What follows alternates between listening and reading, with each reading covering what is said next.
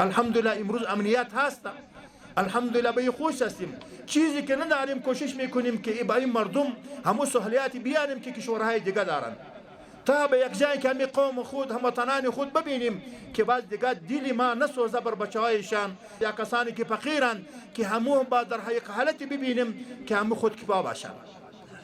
و تمام سعی ما اینمی است. قصد داریم انشاءالله تا وقتی که زنده می باشیم به در این زمین خدمت میتوانیم که خدمت مردم خود را بکنیم. هر مشکلی که دارین فرق شما و کسی دیگه که نزدیک در ولایت است یا در شهر است هیچ فرق نمیشه.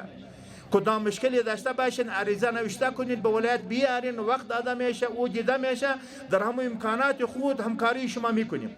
و اگر چیزی نداشتیم به یک وزارت و اداره دیگه من هدایت میکنیم و همکاری میکنیم و تلفن میکنم، یک رهبری میکنیم و شما بروین او را تعقیب کنیم. این فرق نمیشه که از بیسود آمده، از جلیز آمده، از سیدآباد آمده، میدان شهر آمده، این فرق درون نمیشه.